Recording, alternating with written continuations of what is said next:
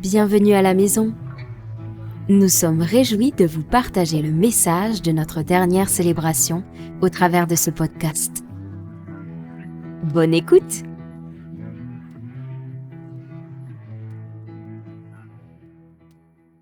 Alors pour commencer, des fois il faut trouver un peu des accroches pour qu'on se mette dans le bain ensemble. Je voulais vous poser une petite question. Et plusieurs réponses sont possibles et sont bonnes de toute façon. Selon vous, quel est le chemin de réussite, le chemin de gloire, le chemin de perfection que la Bible et que Jésus nous présente pour réussir, pour le chemin de gloire, de perfection. Il y a plusieurs réponses. Il y a pas de, mais je voulais vous faire réfléchir là-dessus, 1 ou 2 minutes. S'il y en a qui veulent dire quelque chose, vous pouvez. Ouais. Marcher dans l'amour, ouais, c'est intéressant. Ouais. À la fin, c'est combien on a aimé. C'est toujours tout faire par amour. Combien on a aimé, ouais, c'est intéressant ça. Ouais.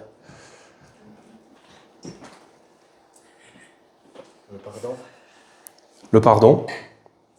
Donc tu veux développer un peu plus peut-être? Comment est-ce qu'on pardonne, comment est-ce qu'on marche dans le pardon? Comment est-ce qu'on pardonne, comment on marche dans le pardon, ouais. Donc marcher dans l'amour, marcher dans le pardon.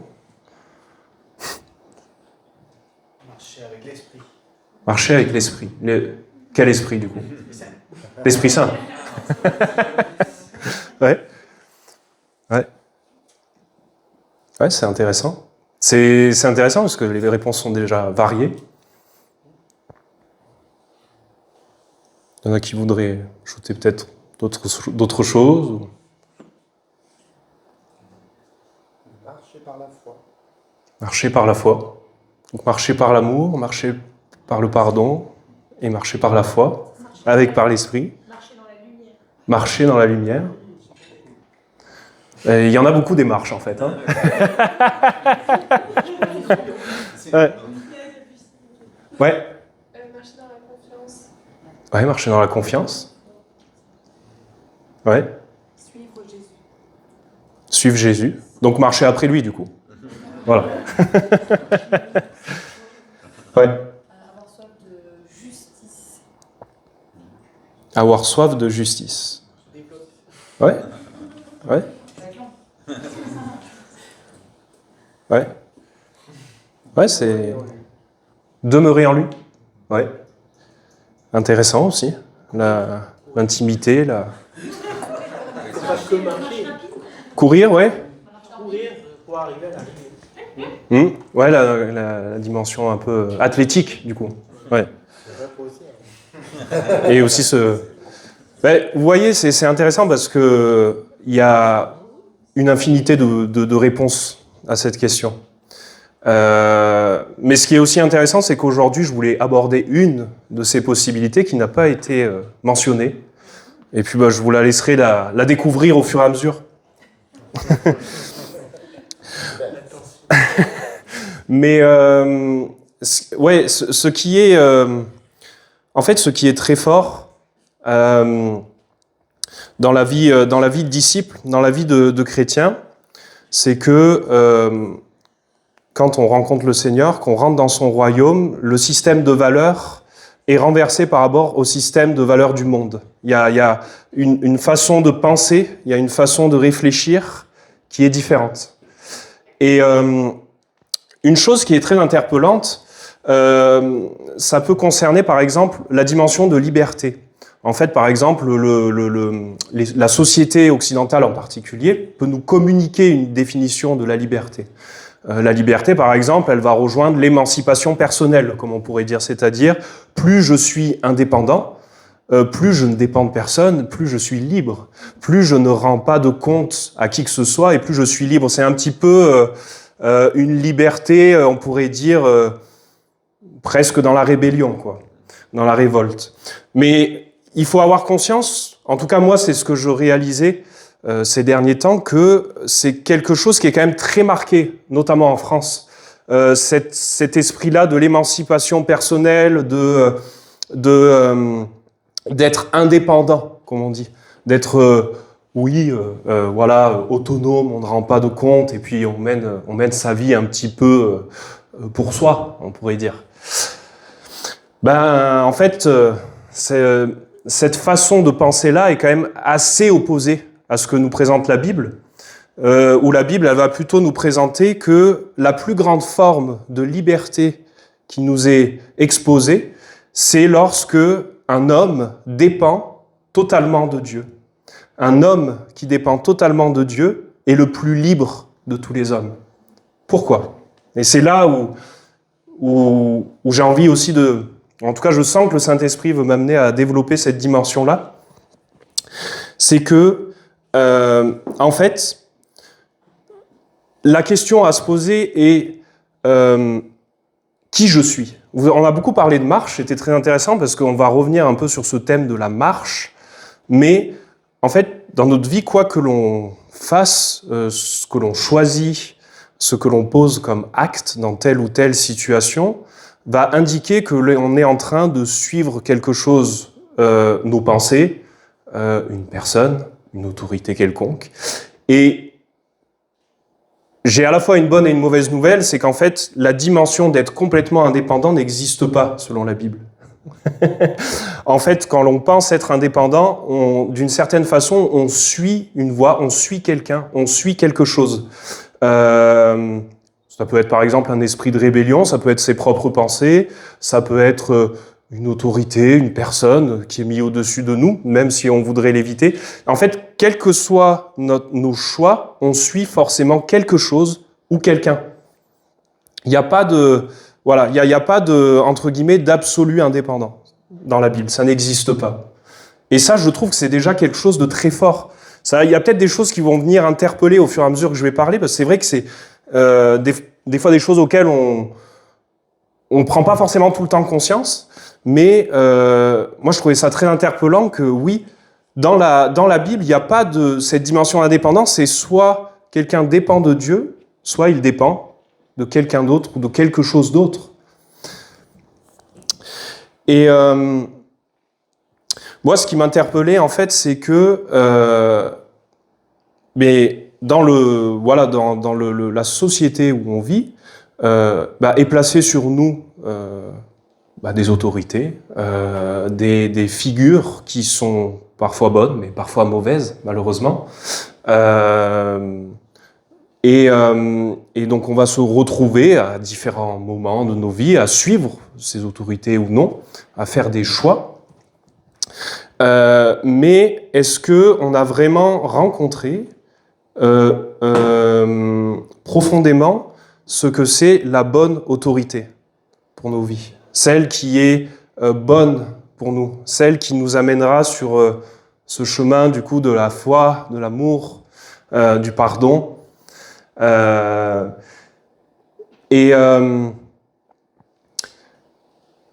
C'est intéressant parce que en fait fondamentalement, est-ce que cette autorité-là, on l'a vraiment rencontrée? Et en fait, je parle de l'autorité de Dieu. Et c'est particulier parce que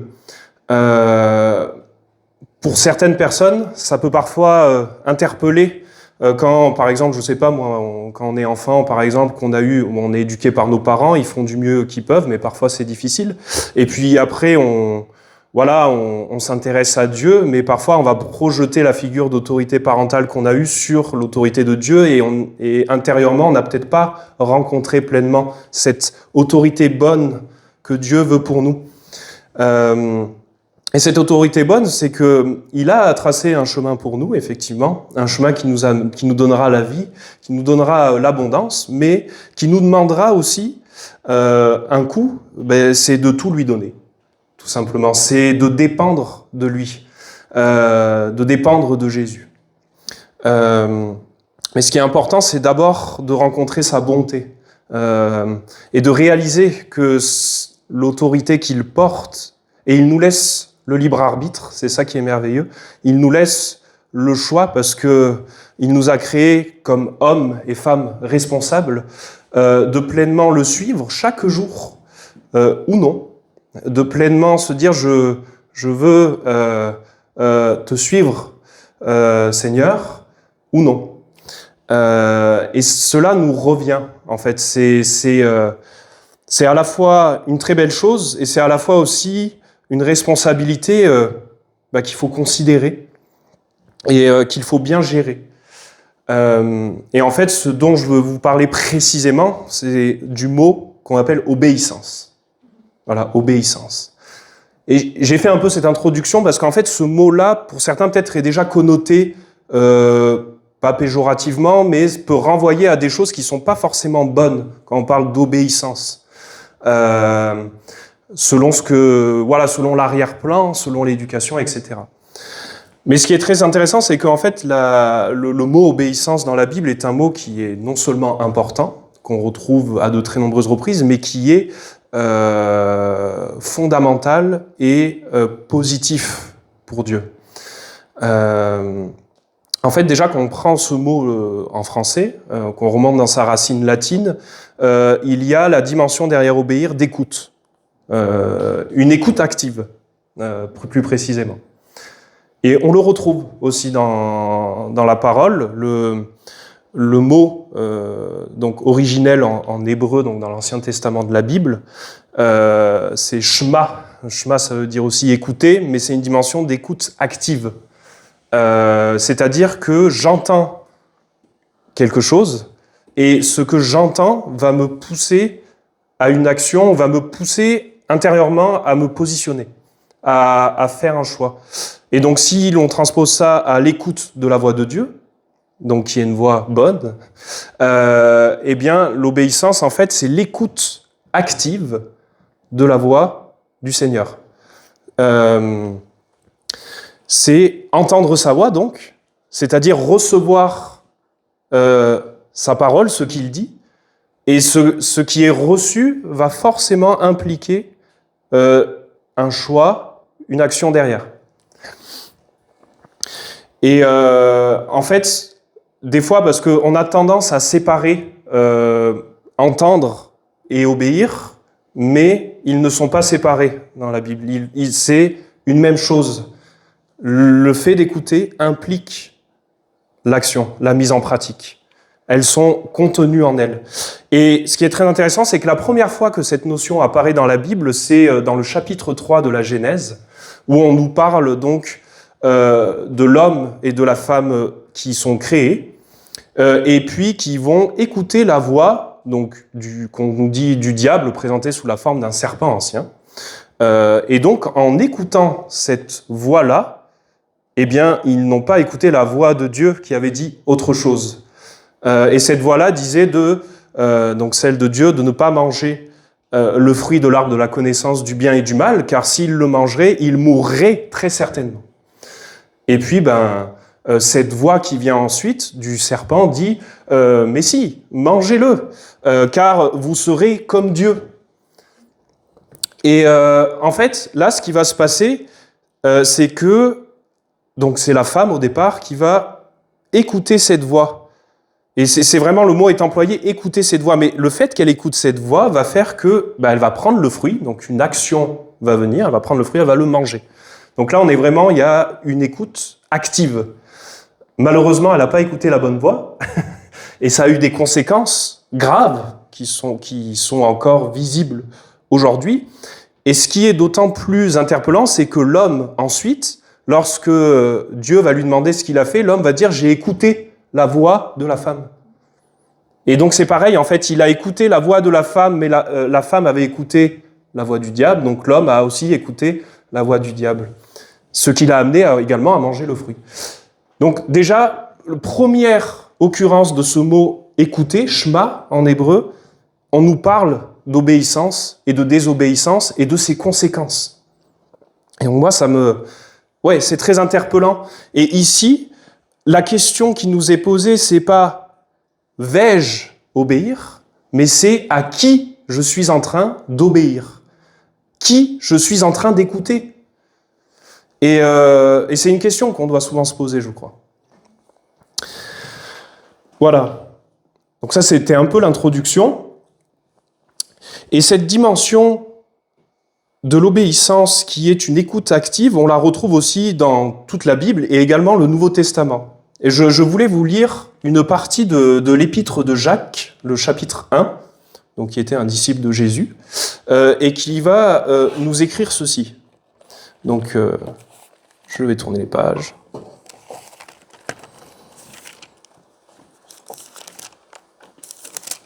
Et alors.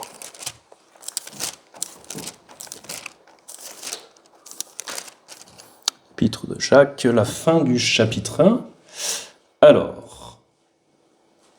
Donc, il va nous parler ici, c'est très intéressant, on va revenir sur ce thème, de l'écoute de la parole de Dieu. Je lis. Car, à partir du verset 23, car si quelqu'un écoute la parole de Dieu, et ne la met pas en pratique, il est semblable à un homme qui regarde dans un miroir son visage naturel, et qui, après s'être regardé, s'en va et oublie aussitôt qui il était. Mais celui qui aura plongé les regards dans la loi parfaite, la loi de la liberté, et qui aura persévéré, n'étant pas un auditeur oublieux, mais se mettant à l'œuvre, celui-là sera heureux dans son activité. Waouh, c'est magnifique. Je trouve que ces quelques versets nous donnent déjà des clés essentielles. L'écoute de la parole de Dieu, mais la mise en pratique.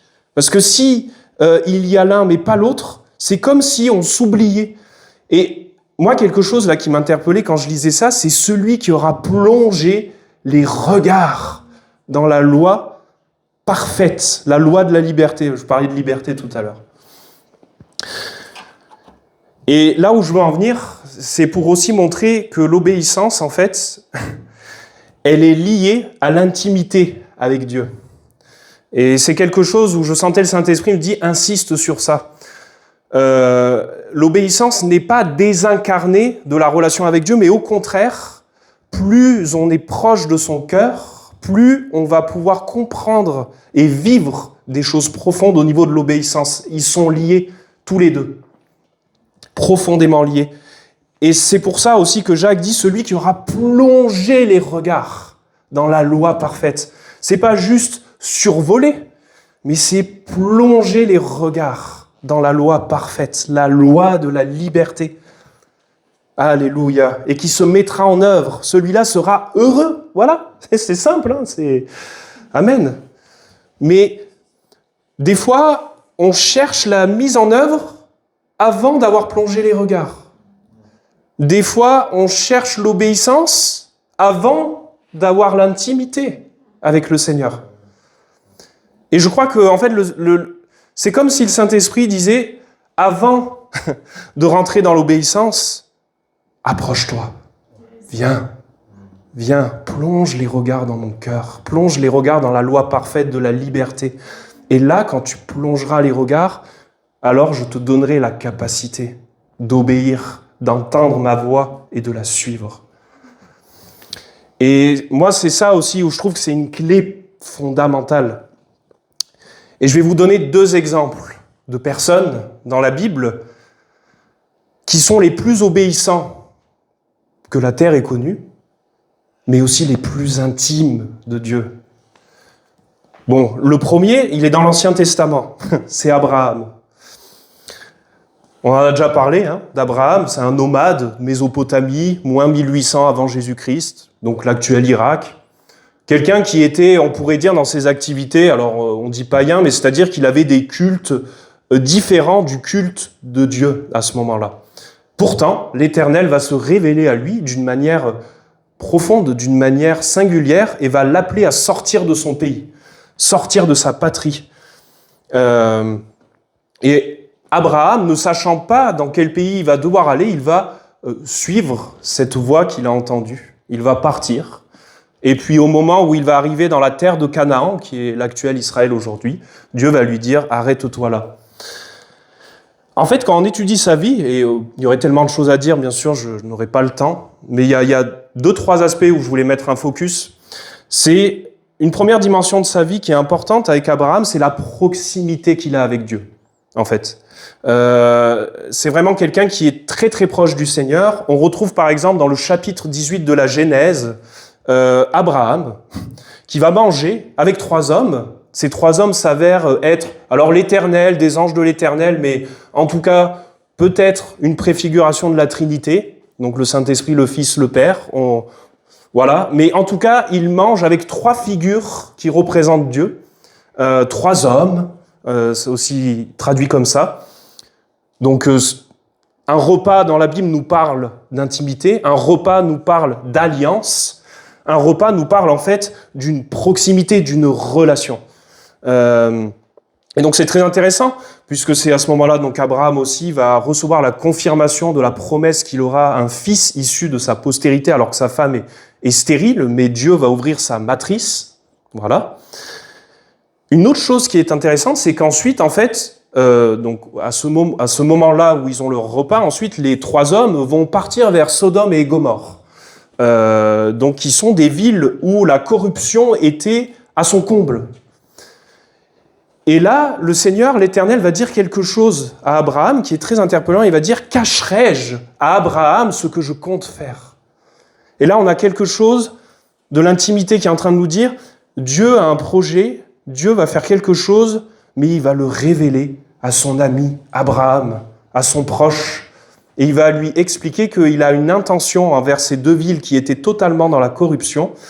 Et Abraham, lui, ne va pas juste écouter passivement, mais il va discuter avec Dieu. Il va lui dire « Mais Seigneur, s'il y avait au moins 50 justes dans cette ville, est-ce que tu la détruirais ?» Et le Seigneur lui « Car très certainement, ce n'est pas ta façon d'agir. » Et le Seigneur va dire « Non, je ne la détruirai pas. » Et puis, il y a un échange, une discussion.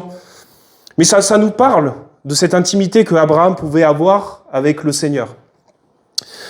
Et pourquoi je mets l'accent sur ça ? Parce que c'est vrai qu'Abraham, on retient souvent, il est le père de la foi. Il a obéi en tout point. Et je vais y revenir un petit peu après. Mais ce qui a précédé aussi cette obéissance, c'est qu'il a rencontré Dieu à plusieurs reprises, d'une façon très forte et sous plusieurs dimensions, qu'il a amené aussi à connaître des facettes de son cœur. Et c'est ça qui lui a permis l'obéissance. Et l'obéissance ultime de la vie d'Abraham, on la retrouve dans le chapitre 22 de la Genèse.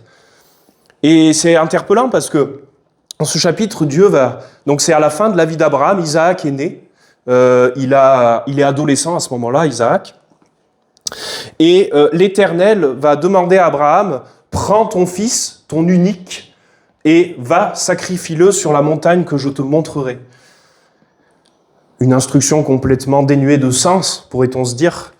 Mais Abraham va le faire. Il va s'exécuter, il va prendre son fils, ses serviteurs, ses ânes, il va se diriger vers une montagne. Et puis, l'histoire se finit bien, je vous rassure. C'est-à-dire qu'au moment où Abraham va le faire, en fait, Dieu, un ange de l'Éternel va arrêter Abraham, va lui dire « Non, ne fais pas ça, c'était un test pour voir si tu obéirais. » Je paraphrase. Et il va donner un bélier à la place. Voilà. Je raconte cette histoire parce que là, c'est le prix ultime de la vie d'Abraham, c'est son fils, c'est son unique, c'est toute la promesse, c'est toute la postérité, c'est tout ce qu'il avait reçu. Et c'est comme si ça, il doit être prêt à le perdre. Mais il a confiance en Dieu et Dieu va lui répondre. Je pense que je vais le lire, oui, je vais le lire. Dans Genèse 22, il va lui donner une réponse qui est très intéressante une fois que Abraham, du coup, a exécuté cette chose, c'est-à-dire qu'il est allé jusqu'au bout. Donc c'est à la fin du chapitre 22, verset 18. Je peux même lire un petit peu avant. Donc, l'ange de l'Éternel, à partir du verset 15, l'ange de l'Éternel appela une seconde fois Abraham des cieux et dit « Je le jure par moi-même, parole de l'Éternel, parce que tu as fait cela et que tu n'as pas refusé ton unique, ton fils unique, je te bénirai et je multiplierai ta postérité comme les étoiles du ciel et comme le sable qui est sur le bord de la mer. Et ta postérité possédera la porte de ses ennemis. Toutes les nations de la terre seront bénies en ta postérité parce que tu as obéi ou écouté ma voix. » Voilà, et je trouve que en fait, c'est vraiment le parachèvement de la vie d'Abraham. Il est allé dans un niveau d'intimité avec Dieu qui l'a amené à un niveau d'obéissance ultime qu'un être humain, par ses propres forces, ne peut pas faire. Et ça nous amène à la personne de Jésus-Christ. Mais je vais vous la présenter d'une façon peut-être différente. Jésus, il est venu sur terre en tant qu'homme, il s'est fait homme, il s'est incarné sur terre alors qu'il était roi, seigneur. Combien il me reste ? 10 minutes. Roi, Seigneur, Dieu glorieux, il était dans sa gloire.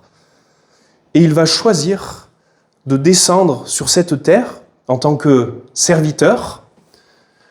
Et je vais vous lire un verset de Hébreux au chapitre 5 qui parle de cette condition que Jésus va choisir de prendre de son libre arbitre. Alors. Donc c'est Hébreux 5, versets 7 et 8. C'est lui, donc Jésus, qui dans les jours de sa chair, donc dans son humanité, ayant présenté avec de grands cris et avec larmes de prière des supplications à celui qui pouvait le sauver de la mort, et ayant été exaucé à cause de sa piété, a appris, bien qu'il fût fils, l'obéissance par les choses qu'il a souffertes. Et qui, après avoir été élevé à la perfection, est devenu pour tous ceux qui lui obéissent, l'auteur d'un salut éternel.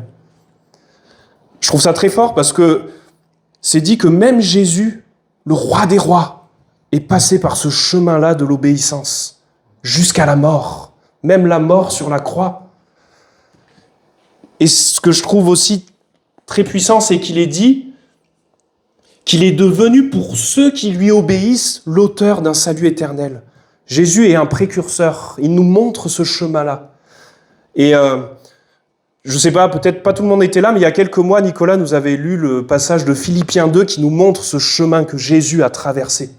Et à la fin de ce chemin, c'est dit qu'il est même allé jusqu'à l'obéissance de la mort, même la mort sur la croix. Et c'est très fort. Jésus lui-même a choisi ce chemin-là pour nous sauver, ce chemin de l'obéissance, alors qu'il était fils, alors qu'il était Dieu lui-même, alors qu'il était roi des rois.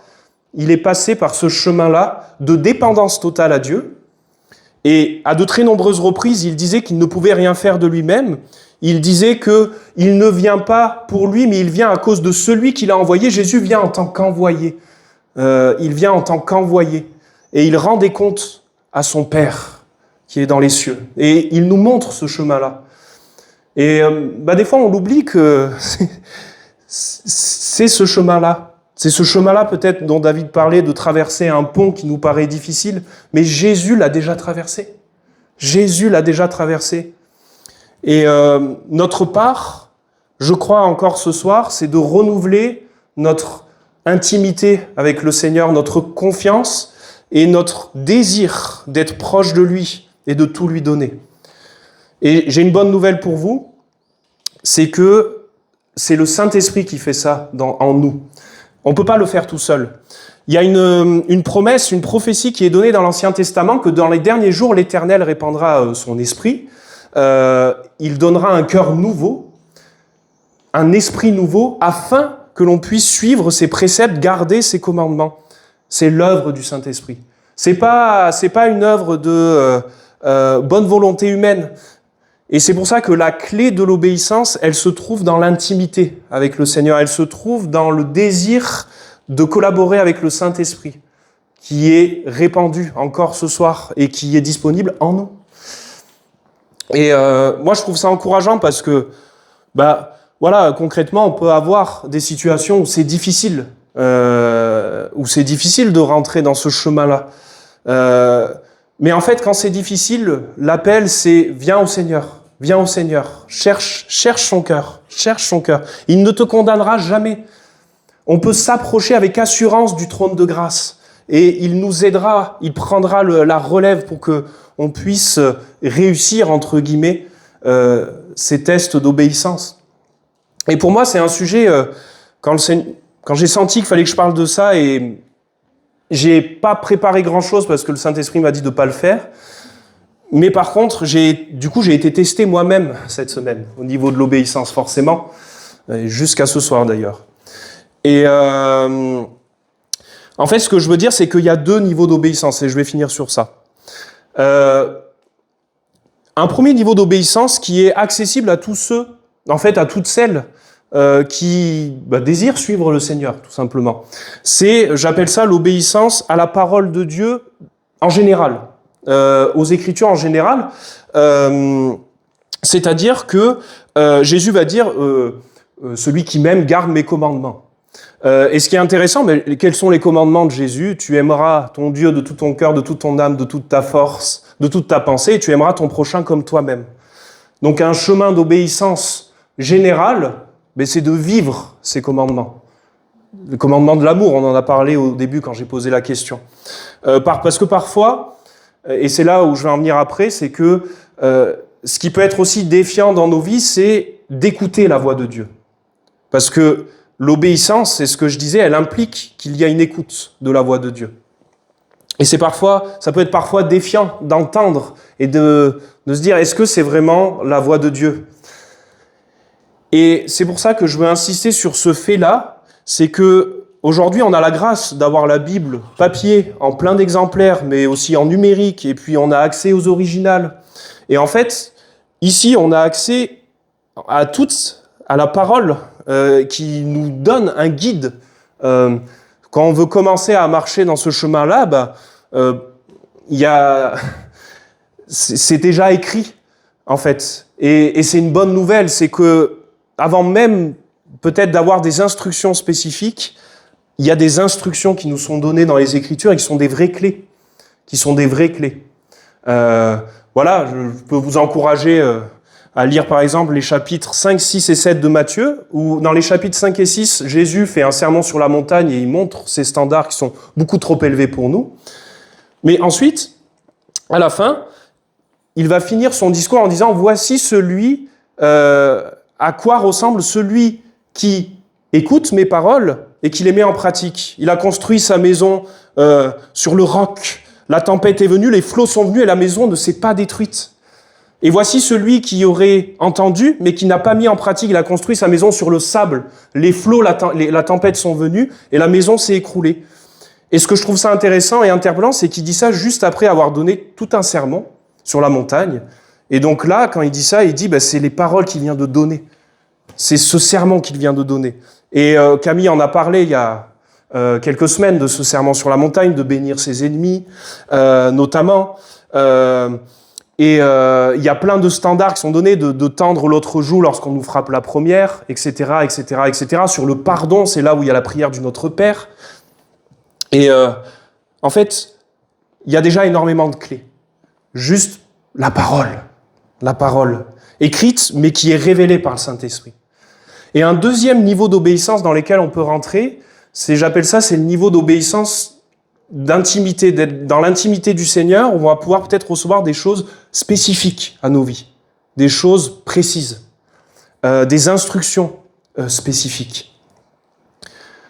Et c'est marrant parce que là, en venant ici, le Seigneur disait « Sois sensible à tout ce qui se passe », et il y a eu beaucoup cette dimension du fardeau léger qui est revenue.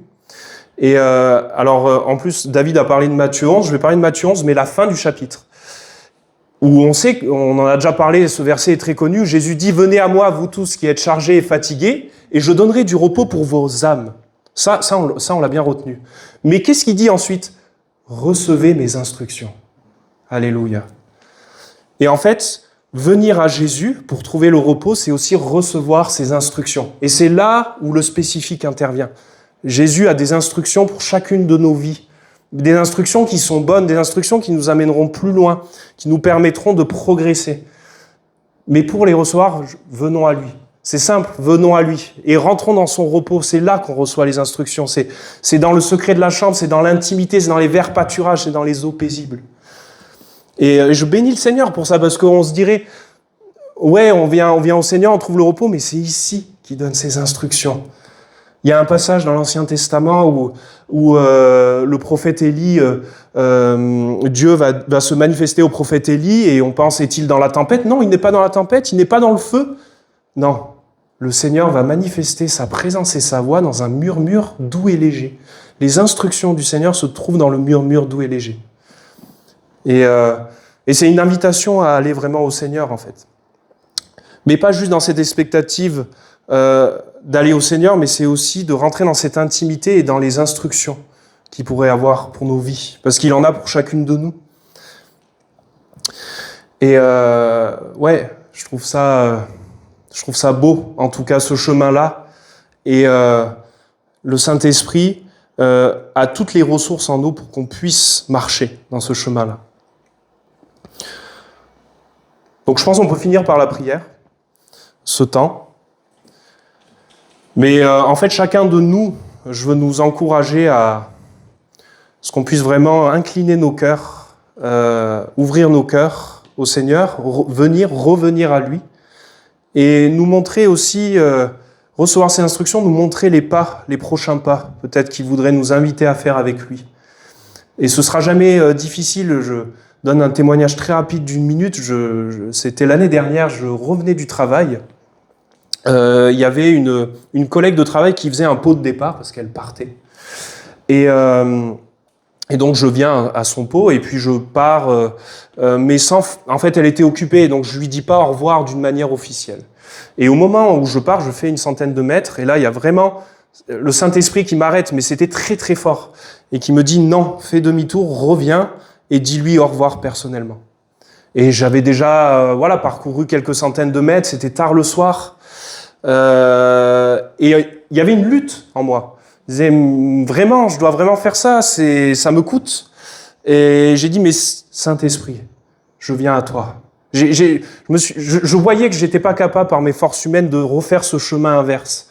Mais j'ai dit, Saint-Esprit, je viens à toi. Si ça vient de toi, tu me donnes le courage, tu me donnes la force de revenir. Et je vous assure, quand j'ai fait cette prière-là, c'est comme s'il y a un vent contraire qui est venu sur moi et qui me forçait presque à faire demi-tour. C'était incroyable. Et au moment où j'ai fait demi-tour, je vous assure, j'ai couru. J'ai commencé à marcher comme ça, je suis arrivé à mon laboratoire, je courais. Et je suis arrivé à elle en courant. Et je lui ai dit, voilà, fallait que je te dise vraiment au revoir. Elle a été hyper touchée, c'était une fille musulmane. Elle m'a dit, mais tu sais, je sais que tu es chrétien et voilà, j'ai souvent à cœur de te bénir. Mais ça m'a touché. Je sais que tu pries Jésus, mais j'ai à cœur de te bénir. Et voilà, le Seigneur, en fait, avait un cadeau pour moi au travers de cette fille. Et voilà, et j'en pleurais après, parce que sur le moment, on ne comprend pas tout le temps ce que le Seigneur peut nous demander. Mais quand vous le faites, vous comprenez. Et sur ce moment-là, je disais, mais c'est vraiment... Moi, j'ai juste dit, Saint-Esprit, je viens à toi. Et c'est lui qui a fait le reste. Notre part, c'est de lui donner notre vie. Et il fait le reste. Et on va prier en ce sens. Oui, Seigneur Jésus, merci pour ta grâce. Merci parce que tu nous as montré ce chemin dans l'obéissance par lequel toi-même tu as choisi de passer. Toi-même tu as choisi de t'humilier en te faisant serviteur, en choisissant d'obéir parfaitement au Père, en étant dépendant du Père, mais aussi en lavant les pieds de tes disciples, mais aussi en leur disant « Je ne suis pas venu pour être servi, mais je suis venu pour servir le monde. » Merci Seigneur pour ce chemin que tu as ouvert et tu as montré que c'était le chemin de la gloire. Car après être passé par la mort et la mort sur la croix, tu as été souverainement élevé à la droite de Dieu, ressuscité d'entre les morts. Et tu es le précurseur de cette nouvelle humanité, glorieuse, représentante du Seigneur et ayant passé par ce chemin-là. Saint-Esprit, on a tellement besoin de toi pour épouser cette trajectoire que tu as déjà tracée pour nous, pour traverser ces eaux qui sont parfois trop difficiles pour nous, ce pont qui nous ferait peur. Je prie, Saint-Esprit, que chacun d'entre nous, on puisse trouver, avant toute chose, le chemin de l'intimité avec toi, le chemin de ta présence profonde dans nos cœurs avec toi. Parce que c'est dans le murmure doux et léger que tu te révèles et que tu donnes tes instructions. Merci Saint-Esprit. Merci Saint-Esprit.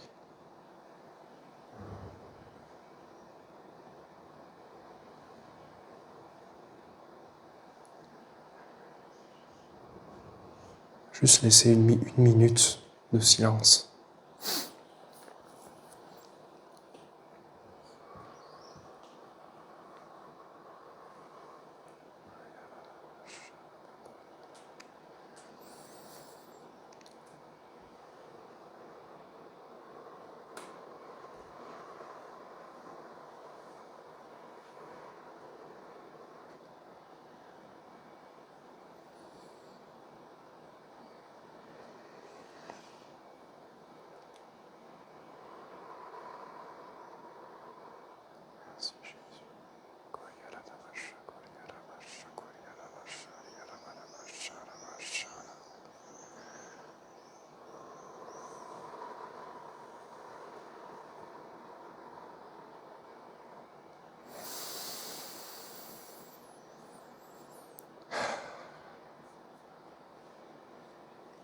Amen.